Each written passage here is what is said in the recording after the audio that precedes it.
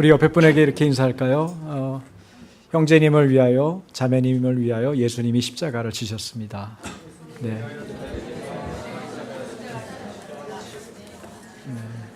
할렐루야. 오늘은 고난주일 그리고 종료주일이고요. 내일부터 6일간 고난주간입니다. 고난주간 동안 여러분 특별히 예수님의 십자가를 묵상하면서 주님이 왜 우리의 죄 때문에 그렇게 고난당하셔야 됐는가 묵상하고 또 깊이 생각해 볼 수 있는 그런 시기이기를 바랍니다. 이 사순절 절기, 특별히 고난주간이 여러분의 믿음의 새로운 차원을 열고 또 여러분의 영적인 눈을 여는 그런 기회가 되기를 주님의 이름으로 축원합니다. 하나님 말씀입니다. 요한복음 16장 6절에서 8절까지의 말씀입니다. 먼저 읽습니다. 두려워 내가 이 말을 함으로 너희 마음에 근심이 가득하였도다.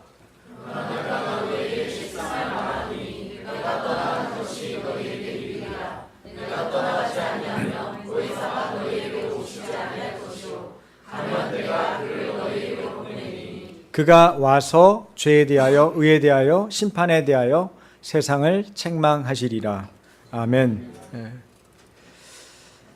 제자들은 예수님이 하나님께로 떠나가신다는 말을 듣고 마음에 염려, 마음에 근심이 가득했습니다. 이 말은 원어적으로 말한다면 슬픔이 가득했다는 말입니다. 그도 그럴 것이 예수님 없이 무엇 제대로 해본 일이 없습니다. 제자들은 늘 예수님과 함께 다녔고 예수님이 말씀하신 것들을 행했던 그런 상황이었죠. 그리고 예수님은 요한복음 15장에서도 말씀을 하셨지만 나를 떠나서는 너희가 아무 열매도 맺을 수 없다. 아무것도 할 수 없다. 그런 얘기를 하신 바도 있습니다. 여러분, 아이들이 필요할 때 떼어놓는 것, 이거 부모들이 어쩔 수 없이 그렇게 해야 될 때가 많이 있죠. 여러분이 누군가와 일시적으로 헤어져야 할 때도 마찬가지입니다. 그럴 때 뭐가 필요하겠습니까? 분명히 상대방에게 잠시 후면 당신을 만날 수 있다. 내가 당신에게 찾아올 거다. 그런 믿음을 주고 떨어져야 합니다. 그래서 금방 다시 오겠다. 시간이 되면 돌아오겠다.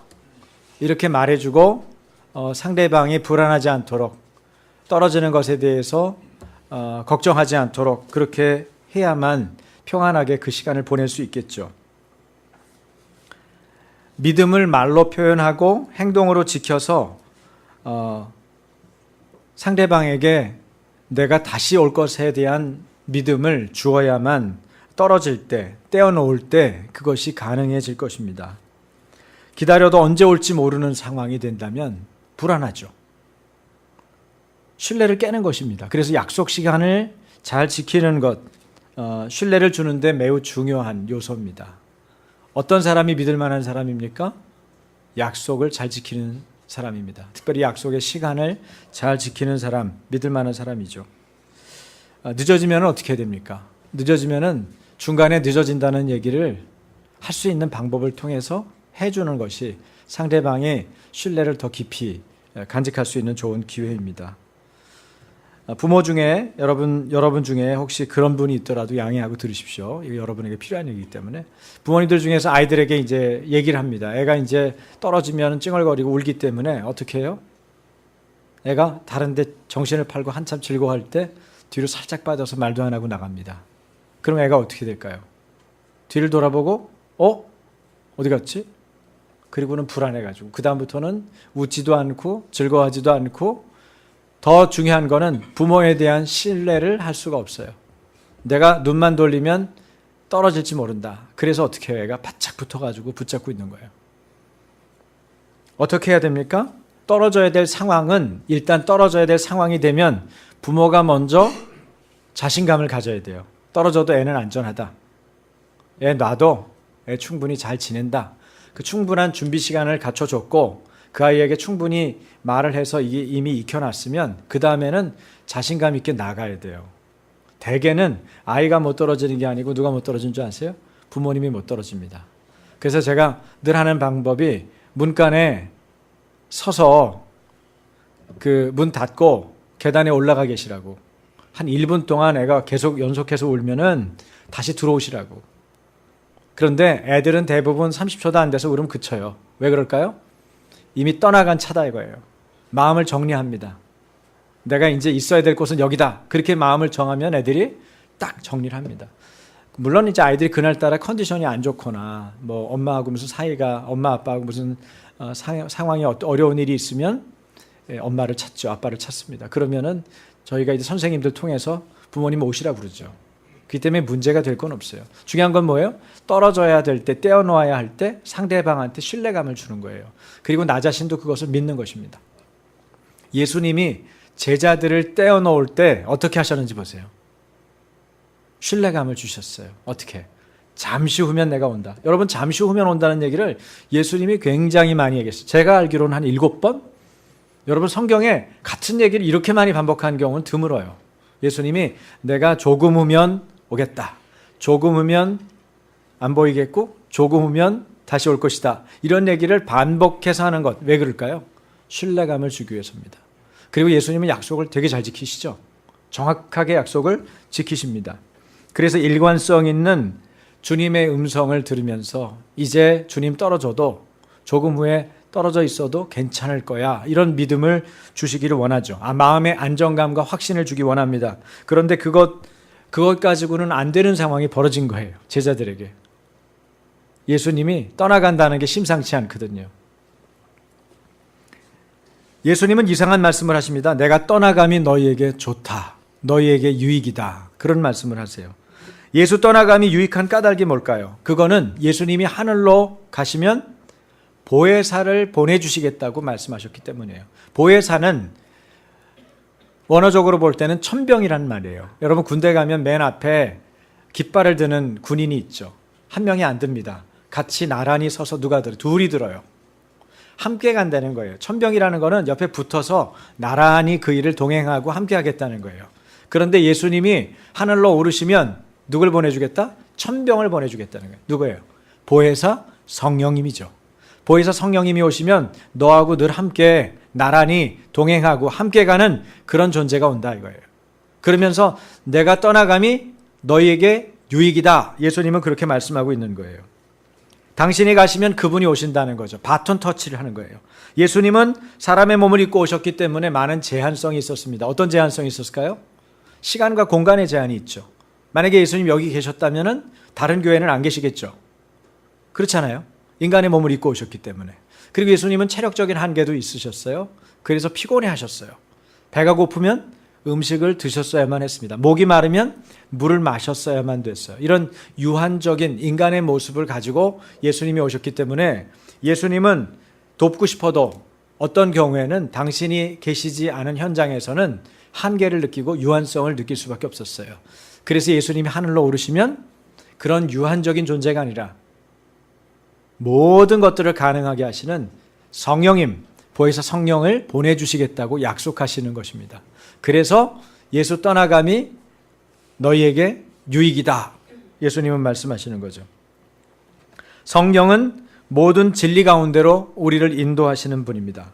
성령이 어떤 분이신지, 그리고 성령이 오시는 것이 주님이 떠나감보다 유익하다는 말이 도대체 무슨 말인지, 성령님이 오시려면 어째서 예수님이 떠나가셔야만 했는지 오늘 그 말씀을 함께 보도록 하겠습니다.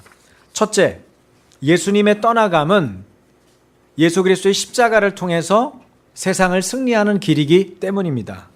예수님은 십자가를 통해서 세상을 이기셨습니다. 예수님이 떠나가기를 결정하지 않았다면 마귀가 이기고 죄와 사망을 이길 수가 없죠. 예수 안에 있는 자는 환난 중에도 평안을 누릴 수 없습니다. 예수 안에 있는 자는 환난 중에도 평안을 누릴 수 있습니다. 십자가라는 떠나감이 세상을 승리하는 열쇠가 되기 때문입니다. 떠나감이 우리가 주 안에서 세상 이기는 길을 열어줬죠. 그래서 예수님은 믿는 자에게 환난 속에서도 어떻게 하라고 그래요? 담대하라, 그렇게 말합니다. 세상을 당신의 죽음으로 이미 이겨놓으셨다는 얘기를 하고 계십니다. 여러분, 요한복음 16장 33절입니다. 이것을 너희에게 이르는 것은 너희로 내 안에서 평안을 누리게 하려 함이라. 다 같이, 세상에서는 너희가 환난을 당하나 담대하라, 내가 세상을 이기었노라.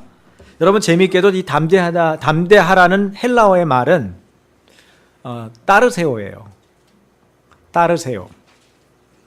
십자가의 주님을 따르는 자만이 세상을 이깁니다. 예수님을 따르면 어떻게 돼요? 담대해집니다. 따르세요. 담대하라가 따르세요입니다. 헬라어로. 구약의 모세도 백성들에게 이렇게 말했습니다. 출애굽기 14장 13절이죠. 다 같이 가만히 서서 여호와께서 오늘 너희를 위하여 행하시는 구원을 보라. 뭘 믿고 모세가 이런 말을 이스라엘 백성들에게 했겠습니까? 여호와 하나님께서 오늘날 이스라엘을 위해 싸우겠다 그렇게 약속하셨거든요. 그러니까 하나님이 약속하신 말씀을 들은 모세, 지도자 모세는 가만히 서서 오늘 여호와 하나님께서 오늘 너희를 위해서 행하시는 구원을 봐라 그렇게 말을 해줬던 거죠. 이것이 홍해를 가르고 이스라엘을 건너게 하신 후에 애굽의 군대를 멸망시키는 하나님에 대한 이야기죠. 스토리입니다. 예수님께서 제자들에게 격려하시는 근거도 바로 이러한 주님의 승리에 기초합니다. 십자가와 부활로 승리하신 예수님이 지금 염려하고 두려워하는 제자들에게 평화를 주시는 거예요. 담대하라고 격려하십니다. 세상에서 이미 십자가로 이기셨기 때문입니다. 이로 인해서 그리스도인은 악한 자를 이기고 적그리스도를 이깁니다. 하나님께로부터 난 자는 세상을 이기느니라. 이것이 성경의 가르침이죠. 여러분, 이긴 자에게 주어지는 게 무엇인 줄 아십니까? 이긴 자에게 뭐가 주어질까요? 그것이 평화입니다. 이긴 사람만이 평화를 얻을 수가 있어요. 이미 이긴 자는 어때요? 믿음으로 여러분이 이긴 사람들은 특징이 있는데 마음이 평안하고 얼굴이 평안합니다. 지금 여러분에게 무엇인가가 주어지지 않았어도 믿음으로 그것을 받은 사람들이 있어요. 그런 사람들은 마음이 평안하고 얼굴이 평안합니다. 그래서 사실은 믿음은 얼굴로부터 와요. 왜 그럴까요? 마음에 이미 주어졌기 때문에 그 얼굴로 표현되는 거예요. 그래서 어떤 분이 기도했는데 기도 응답 받았는지 안 받았는지 목사는 알 수 있어요. 얼굴을 보면 평안함이 느껴지기 때문에 저 사람 받았구나. 저 사람이 이루어지겠구나. 그런 생각을 하는 거예요. 이기지 않고는 불안하죠. 좌불안석이라는 말이 있어요. 불안, 근심 등으로 자리에 앉아 있지를 못하고 가만히 앉아 있지 못하고 계속 몸을 움직이죠. 이걸 좌불안석이라고 그래요. 여러분, 이기지 않고는 좌불안석입니다. 그런데 평안은 어떤 줄 아세요? 평안은 이 메시아 시대의 표지, 메시아 시대가 도래했다고 하는 표식이에요. 그러니까 세상은 불안하고 세상은 환란이 있고 세상은 핍박이 있고 세상은 순교가 있는데 예수 믿는 사람 안에 평안함이 유지되는 것. 이것은 무슨 일일까요? 승리가 이미 와 있다는 것을 뜻하고 있어요. 그래서 믿음은 현재 경험할 수 있어요. 믿음은 멀리 있는 미래의 것을 오늘 지금 내 마음속에서 내 눈앞에서 경험할 수가 있는 거예요. 그것이 믿음이죠. 예수님의 영, 하나님의 성령이 함께 하실 때 우리는 이 평화를 누립니다. 하나님이 주시는 평화는 세상이 주는 평화와 다르죠. 로마 제국 첫 번째 황제는 아우구스투스입니다. 이 사람은 주전 30년에서 주 14년에 평화의 그 기간 44년 동안 재위했던 사람인데 평화의 제단을 쌓고 자신의 통치가 평화의 시대를 가져온다고 과시했어요. 무력으로 사람들을 제압했습니다. 나라들을 제압했어요. 이른바 팍스 로마나죠. 그러나 진정한 열매를 맺었을까요? 맺지 못했습니다. 힘으로, 권력으로 평화를 유지시킬 수가 없었어요. 더 강력한 힘이 도전하면 그냥 강력한 힘은 흔들릴 수밖에 없어요. 그러나 예수님은 어떻게 평화를 가져오셨나요? 예수님은 떠나감으로, 십자가와 부활로, 희생적 죽음으로 평화를 우리에게 가져다 주셨습니다. 세상 평화와 다른 것이죠. 하나님 아버지는 성자 예수님의 떠나감을 통해 인간의 죄를 해결해서 죄인인 인간이 하나님과 평화를 맺도록, 하나님과 화목해지도록 만드셨습니다. 하나님과의 이런 온전한 관계, 즉 죄사함 받게 하는 회개의 복음을 통해서 우리는 나머지 관계에서도 평화할 수 있게 되는 축복을 얻었습니다. 여러분, 하나님과 화목되는 게 왜 중요합니까? 하나님과 화목되면 나머지 관계는 자연스럽게 회복이 되는 거예요. 영적으로 여러분이 하나님 앞에 온전해지면 나머지는 차근차근히 여러분의 삶을 온전케 하는 것입니다. 그래서 하나님과의 화목됨이 중요한데 예수님이 그 발판을 놓으셨어요. 하나님께서 예수님을 통해서 그 일을 하신 거죠. 예수님이 떠나가고 성령의 오심으로 이것이 이루어진 것입니다. 두 번째, 예수님의 떠나감은 예수님 사역의 목표를 이루도록 했습니다. 예수님 사역의 목표가 뭡니까? 아버지 하나님을 영화롭게 하는 것입니다. 다른 말로 하나님께 영광을 돌리는 거죠. 솔리 데오 글로리아. 그죠? 오직 하나님께만 영광을. 하나님께 영광 돌리는 것. 아버지를 영화롭게 하는 것이 예수님 사역의 중요한 목표예요. 여러분, 교회의 목표는 뭡니까? 교회 목표도 다른 말로 말할 수 있지만 솔리 데오 글로리아. 오직 하나님께 영광을 돌리는 데 목적이 있어요. 그러니까 우리가 하나님을 영화롭게 하지 않는다면 교회가 존립할 이유가 없죠. 영화롭게 하다라는 말의 헬라어는 독사조입니다. 독사조. 요한복음에 23번이나 사용돼요. 그 중에 아들을 영화롭게 한다. 이 말은요, 아들을 영화롭게 한다는 말은 예수 그리스도의 죽음, 즉 예수 그리스도의 떠나감과 관계되어서 사용했다는 것을 여러분 기억해야 합니다. 우리가 영화롭게 하다, 영광을 받는다 그러면은 뭘 생각해요? 상 받는 거, 기분 좋은 거, 물질이 들어오는 거, 잘 살게 되는 거, 무언가 많이 차지하게 되는 것, 어떤 것을 정복한 것, 뭐 등등 이런 것을 생각할 수 있는데 요한복음에서 말하는 독사조, 영화롭게 하다. 그것이 아들을 영화롭게 하다라는 말로 쓰였을 때는 무엇과 관계 있다고요? 예수님의 죽음, 예수님의 십자가, 예수님의 떠나감과 관련이 있다는 말이에요. 그러니까 아들이 예수님이 십자가에 못 박힌 것은 오로지 어떤 목표 때문에요? 아버지 하나님을 영화롭게 하기 위해서, 하나님께 영광을 돌리기 위해서 십자가에 달리신 거예요. 그래서 예수 그리스도의 죽음과 관련이 있는 이 말에 인자가 영광을 얻을 때가 왔다. 성경에 이런 말이 나오죠. 이 말은 예수님의 죽음의 때가 가까이 왔다는 말입니다. 그리스도의 죽으심을 가리키는 말이에요. 그리고 이 죽으심, 즉 떠나감을 통해서 예수님은 아버지를 영화롭게 하려 하십니다. 아버지를 영화롭게 하는 것이 예수님 사역의 목표이기 때문입니다. 여러분, 요한복음 17장 4절인데요. 표준 세번역으로 제가 여러분 같이 읽겠습니다. 나는 아버지께서 내게 하라고 맡기신 일을 완성하여 땅에서 아버지께 영광을 돌렸습니다. 네, 하나님께 영광 돌리는 방법은 쉽습니다. 주님이 하라고 하신 그 일을 우리가 하면 돼요. 그것이 말씀의 성취죠. 예수님은 예언의 성취자입니다. 예언의 완성자입니다. 하나님께 영광 돌리게 된 예수님의 삶은 하나님이 말씀하신 그 일을 완성해서 땅에서 하나님 아버지께 영광을 돌린 거죠. 이것이 출발할 때는 성육신으로부터 출발하죠. 성육신도 주님께 영광을 돌리기 위해서 한 것이에요. 그게 뭐예요? 인간의 몸을 입고 하나님이신 그분이 오신 거죠. 그게 성육신 아니에요? 인카네이션? 그러나 그것의 완성은 뭡니까? 십자가와 부활이죠. 십자가와 부활로 하나님께 영광을 돌리는 일을 예수님은 하셨어요. 여러분, 구약에서 영광이라는 말은 하나님이 능력을 행하실 때 그의 위엄을 가시적으로 나타내는 것이 영광을 돌린다, 영광을 드러낸다, 그렇게 말할 수 있어요. 따라서 하나님을 영화롭게 하는 것은 삶과 사역을 통해서 하나님의 능력과 하나님의 성품과 하나님의 위엄을 드러내는 것입니다. 그러므로 사람들로 하여금 하나님을 높이게 하는 것, 하나님의 이름을 드높이게 하는 것, 이것이 영광이다라는 것이죠. 여러분과 저는 어떻습니까?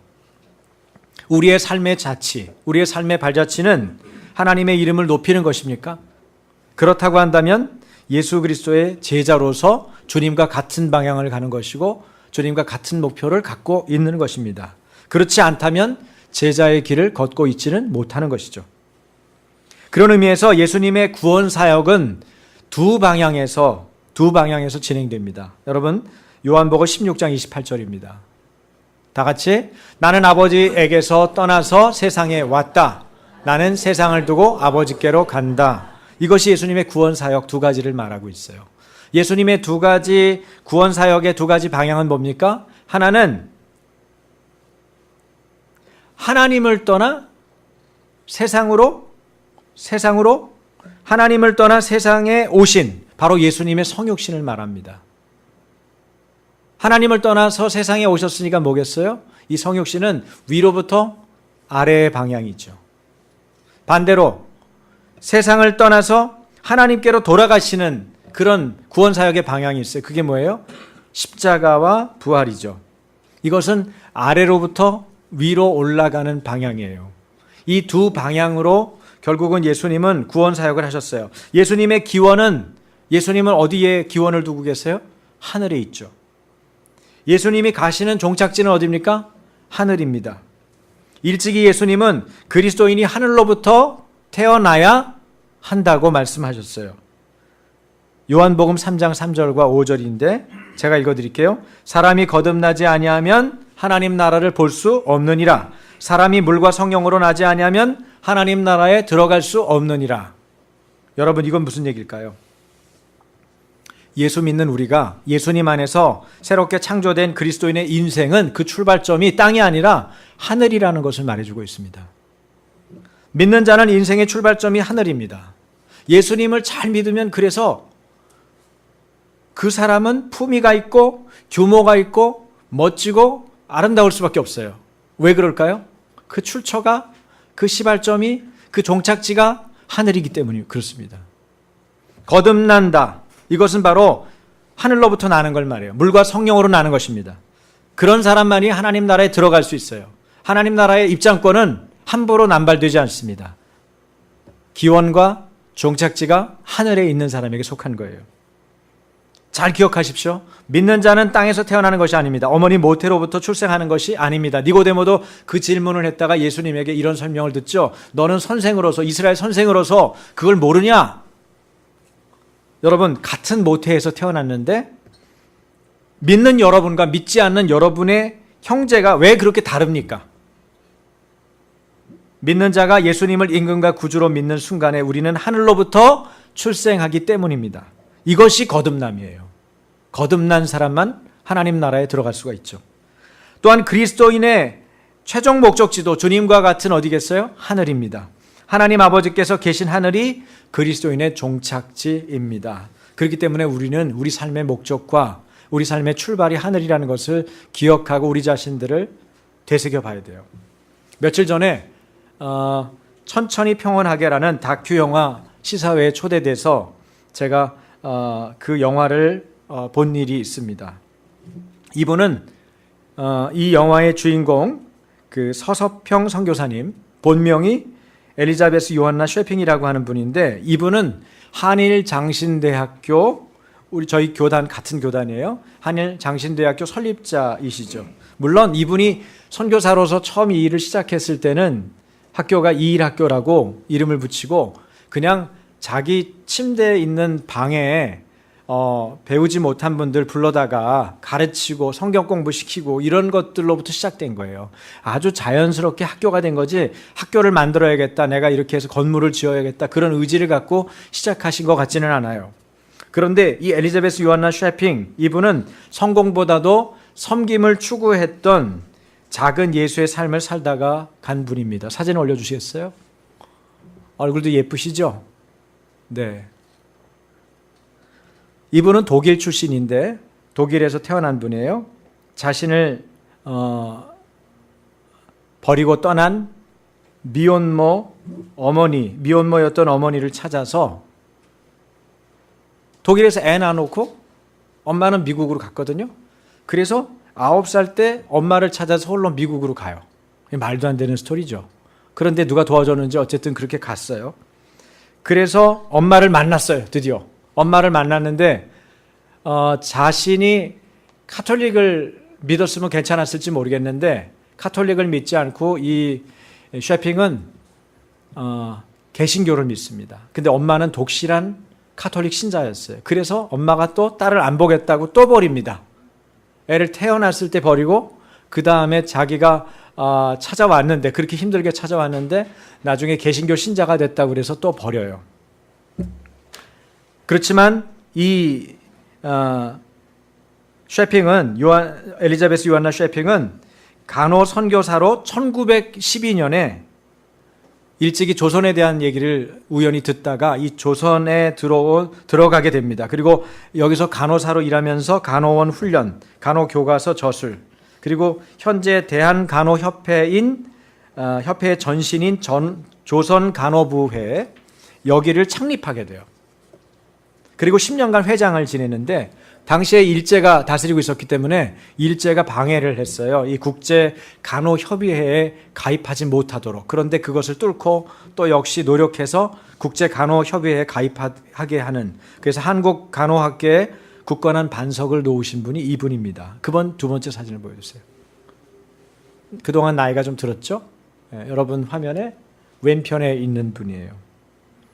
배우지 못한 여성들을 모아서 아까 말씀드린 한일 장신대의 전신인 이일학교를 세우고, 그리고 여전도 연합회 전신인 부인 조력회를 조직하고 여성 계몽과 복음 전파를 위해 헌신했던 분이에요. 특히 한국인들도 엄두를 내지 못했던 고아, 거지, 한센병 환자들을 거두어서 교육시켰고, 버려진 고아 13명 한센병자의 아들을 입양해서 친자식처럼 14명이나 되는 아이들을 아끼고 키웠습니다. 다 잘 됐어요.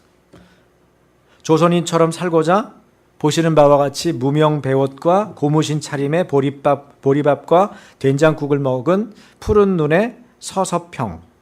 이름도 서서평. 그래서 영화 제목이 뭐예요? 천천히 평온하게. 자기 이름, 자기의 성격이 급해요. 성질이 급하니까 조선으로 선교 와가지고는 성질 급한 자기 자신을 다독이고 주님의 말씀에 순종하게 하기 위해서 이름을 서서평 이렇게 줘가지고는 천천히 평온하게 그렇게 살겠다 이거예요. 그런 의지를 표명하는 이름을 붙여가지고 서서평 선교사님으로 지냈어요.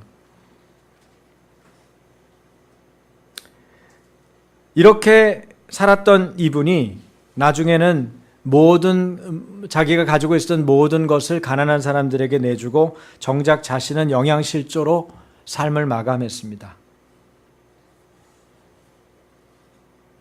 시신기증을 했고요.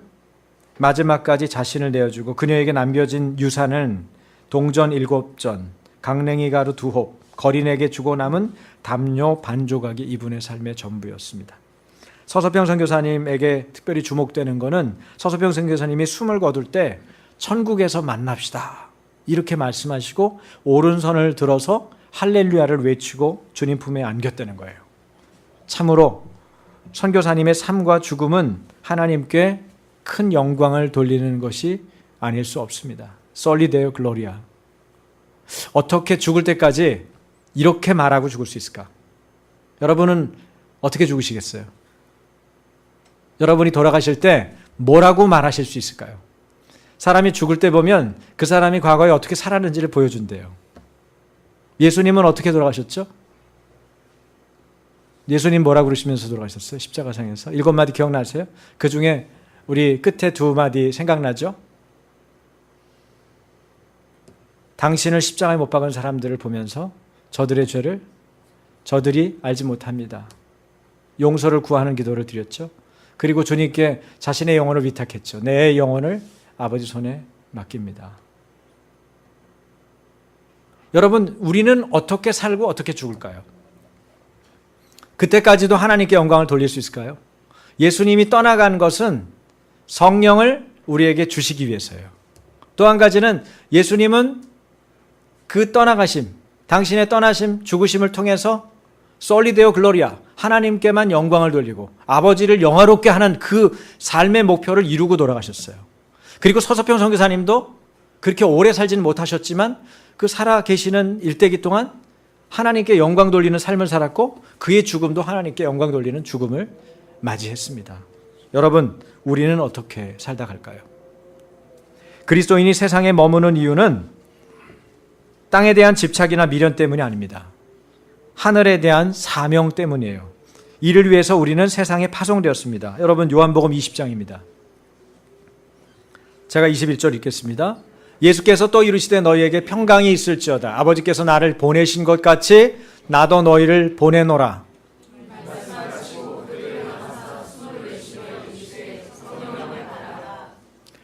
다 같이 너희가 누구의 죄든지 사하면 사하여질 것이요 누구의 죄든지 그대로 두면 그대로 있으리라 하시니라.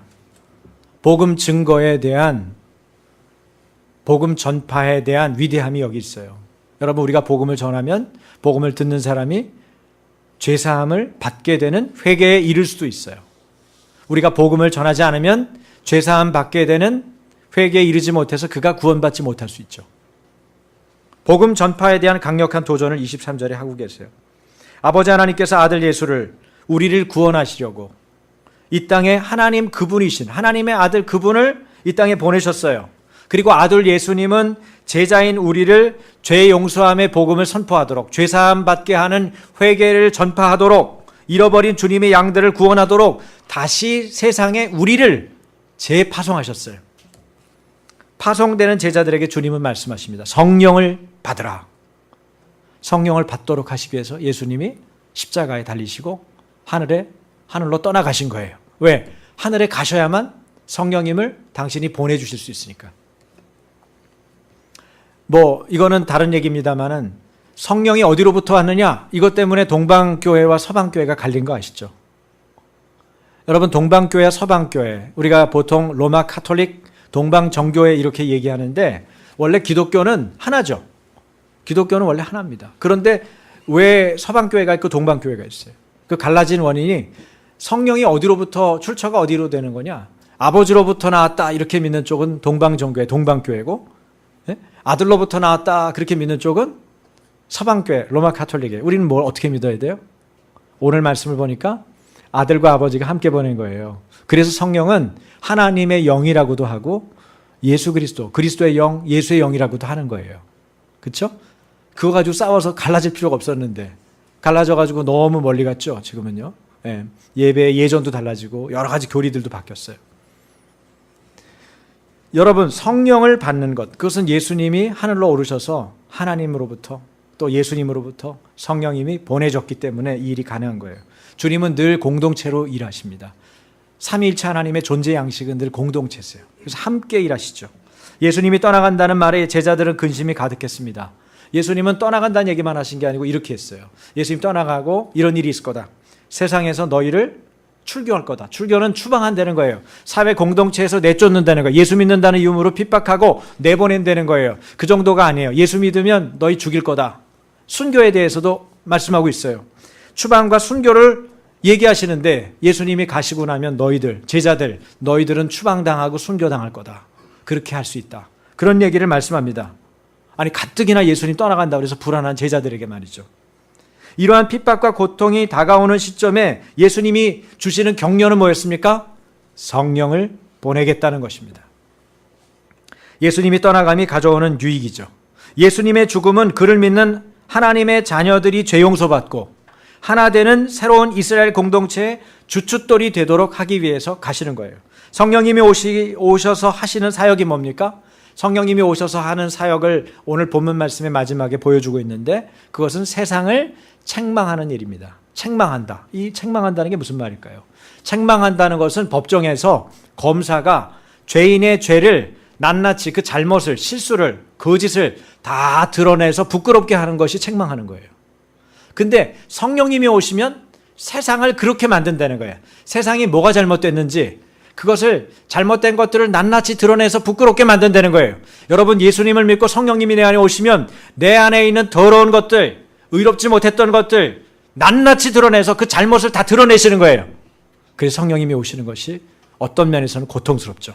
그러나 그 작업을 해야만 건강해지는 거예요. 그 작업을 해야만 자유로워지는 거예요. 그 작업을 해야만 내가 무엇을 위해 살아야 되는지 그 사명과 삶의 의미를 뚜렷하게 알게 되는 것이죠.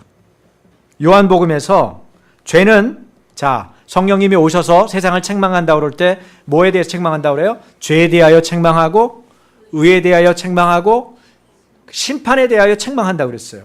요한복음에서 죄는 뭘까요? 요한복음에서 말하는 죄는 아주 단순합니다. 여러분이 행위로 짓는 죄, 또 말로 짓는 죄, 이런 얘기를 하는 게 아니에요.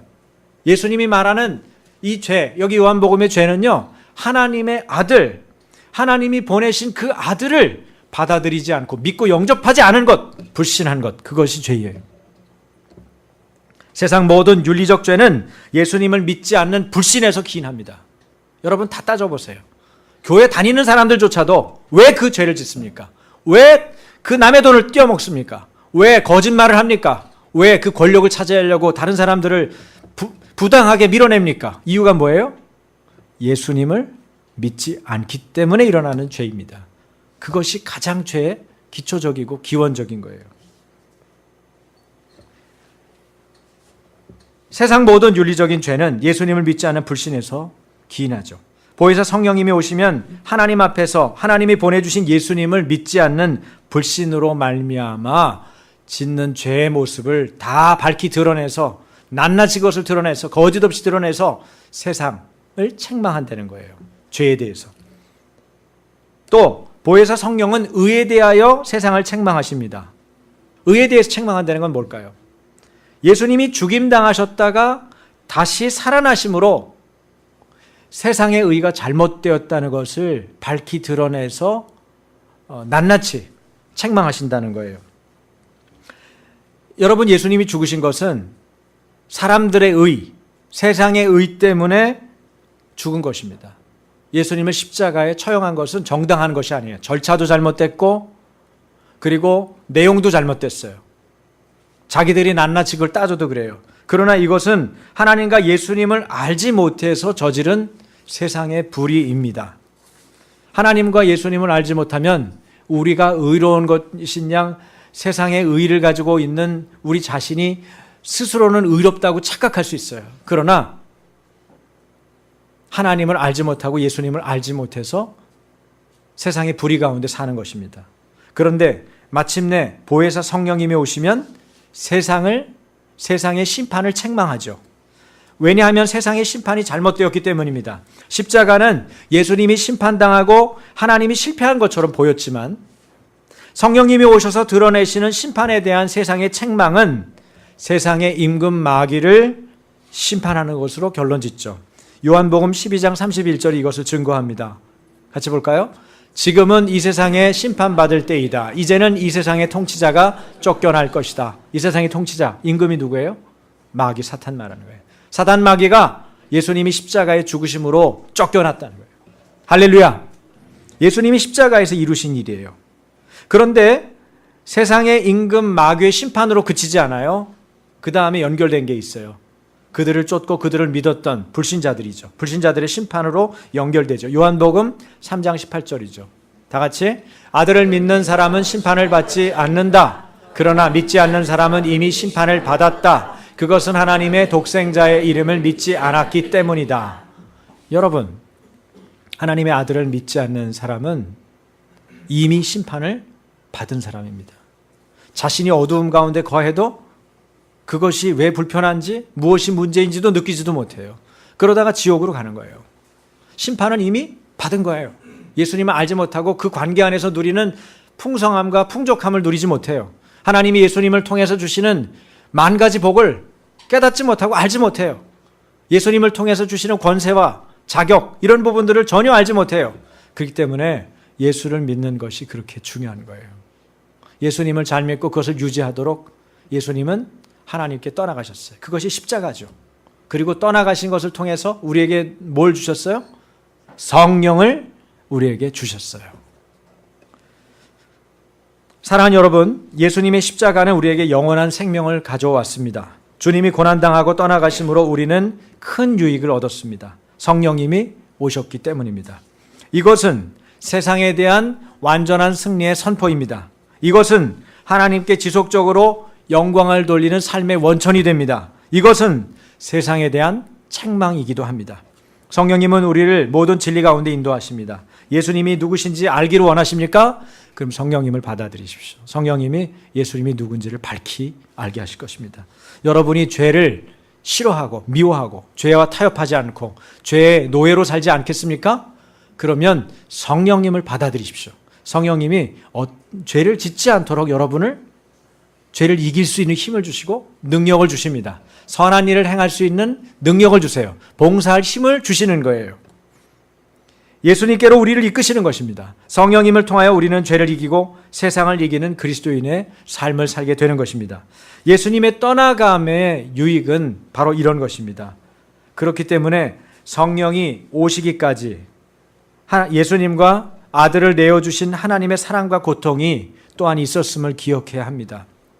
우리는 성령님을 받아들이고 예수님이 내 죄를 사하시기 위해서 십자가에 달리신 것이 너무나 행복한 일이지만 거꾸로 생각해 보세요. 하나님 편에서는 당신의 아들을 외면하고 죽이신 거죠. 그리고 예수님이 실제적으로 당하셨던 치욕과 조롱과 고통은 말할 수 없는 것이었죠. 그래서 우리에게 멸망이 아닌 영생을 주셨습니다. 우리를 멸망하러 오신 분이 아니고 영생을 주러 오셨고, 심판하러 오신 분이 아니고 우리에게 구원을 받도록 우리에게 오신 분이시 바로 예수님이시죠. 그 예수님이 우리를 어떻게 구원하셨는지, 어떻게 영생을 주셨는지를 다시 한번 기억하면서 이번 고난주간을 여러분이 함께 보내고 묵상하는 시간이 되길 바랍니다. 말씀 읽겠습니다. 요한복음 3장 15절에서 11절 말씀 읽고 우리 같이 기도하겠습니다.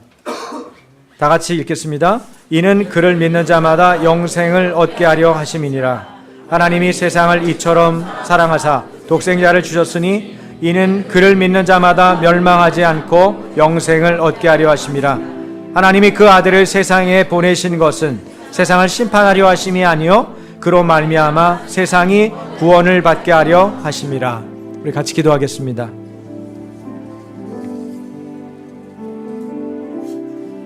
예수님이 떠나가는 것이 제자들에게 슬픈 것이고 염려가 되는 일이었지만 예수님은 내가 떠나가는 것이 너희에게 유익하다, 너희에게 유익이다. 왜냐하면 보혜사 성령을 너희에게 보내줄 것이기 때문이다. 나는 아버지를 영화롭게 하기 위해서 이 땅에 왔다. 그 일을 하기 위해서 나는 떠나간다. 나의 떠나감은 주님께 영광을 돌리는 마땅한 일이다. 내가 떠나가고 성령이 오면 죄에 대해서, 의에 대해서, 심판에 대해서 세상을 책망할 것이다. 너희들이 성령을 의지해서 나를 믿고 나를 따라라. 주님 말씀하십니다.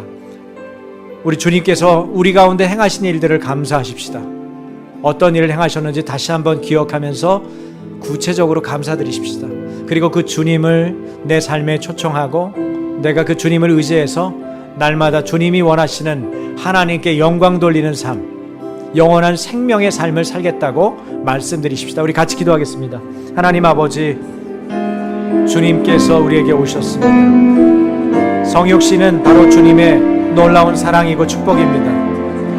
그러나 주님, 그것이 바로 대가를 지불한 주님의 고통이요 하나님 아버지 희생이었던 것을 또한 압니다.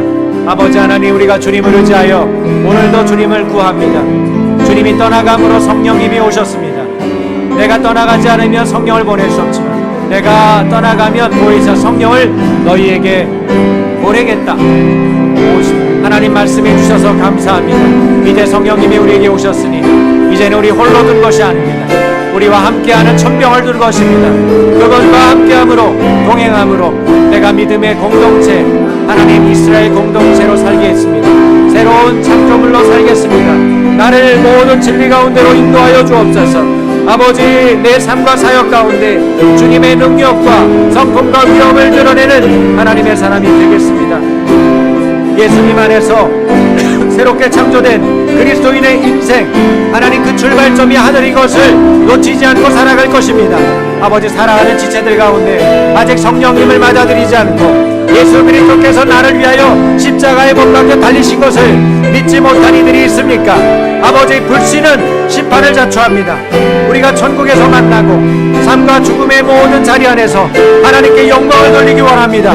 주님, 우리를 변화시켜 주셔서 예수님의 죽음을 통해서 우리에게 온 하나님 죄의 용서와 새로운 이스라엘 공동체의 주춧대리 된 모든 일들, 아버지, 이 일에 하나님의 은혜가 임하게 하여 주옵소서. 성령을 받게 하여 주옵소서. 이 시간 성령을 받을지어다. 이 시간 예수 그리스도로 말미암아 우리에게 주어진 성령이 모든 지체들에게 임할지어다. 오 주님, 우리가 주님을 받아들이며 날마다 주님을 신뢰하고 주님과 동행하는 믿음의 사람으로 살아갈 수 있도록 주님 우리를 주장하여 주시옵소서. 야스미리니아라 카라바이 엘리아 사라바이아 세레네이. 여러분 가운데 주님께서 십자가에 못 박혀 죽으심으로 우리의 모든 죄악이 용서함을 입었습니다. 죄 용서함을 받게 하는 회개가 선행되어야 우리는 구원을 누릴 수 있고 성령님이 그 가운데 임하시는 것입니다. 만약에 여러분 가운데 이 시간 죄 용서의 회개가 본인에게 임하기를 원하고 그리고 성령님께서 새로운 믿음의 삶을 살아갈 수 있도록 여러분을 격려하고 또 모든 진리 가운데 인도하고 예수님을 알아가도록 이끌기를 원하는 분이 있다면 여러분 가슴에 손을 얹고 이 시간에 저와 함께 고백하시면 좋겠습니다. 우리 같이 기도하십시다. 저를 따라서 기도하세요. 하나님 아버지 감사합니다. 하나님의 아들 예수 그리스도를 나의 죄 때문에 보내주시고 십자가에 죽임당하도록 행하신 주님의 사랑을 감사드립니다. 예수님이 십자가에 못 박히심으로 나는 죄로부터 해방됐습니다. 의인으로 주님께서 삼아주셨습니다. 내가 하나님을 믿고 예수님을 받아들임으로 말씀을 지키는 자로 살고 싶습니다. 이 시간에 초청하건대 성령님 우리에게 오시옵소서. 성령님 우리에게 오시옵소서. 죄를 이기고 의롭게 살 수 있도록 성령님 나를 사로잡아 주십시오. 내가 주님의 말씀을 의지합니다. 주님을 사랑함으로 이웃을 사랑하고 주님을 사랑함으로 죄를 이기겠습니다. 주님 나를 새롭게 하여 주옵소서. 기도하겠습니다. 하나님 아버지, 이 시간 자신의 죄를 고백하고 예수님이 하신 일을 기억하며 성령님을 받아들인 하나님의 자녀들이 여기 있습니다. 아버지, 예수님이 십자가에 못 박혀 이곳에서 떠나가심으로 우리에게 성령님을 주셔서 유익하게 해주신 것 감사하고 감사합니다. 그 소중한 선물을 주시기 위해서 예수님께서 십자가에 달리셨는데 하나님 성령님을 한순간도 소홀히 여기지 않도록 성령님을 날마다 의지하겠습니다. 성령님을 믿고 또 도움을 청하겠습니다. 우리가 스스로 노력해서 죄를 이겨보려고 매달리지 않고 성령님의 도우심을 청하며 성령에 충만하여 말씀으로 승리하는 그리스도인이 되겠습니다. 주님 이미 세상을 이기었다고 주님 말씀하셨는데 하나님 그 승리의 깃발이 나의 삶의 모든 자리에 깃발로 꽂히게 하여 주시고 하나님 주님을 영화롭게 하는 일이 우리 교회 공동체 안에서 우리 가정 안에서 내 삶 가운데서 구체적으로 열매 맺게 하여 주옵소서. 우리를 사랑하시는 예수 그리스도의 이름으로 축복하며 기도합니다. 아멘.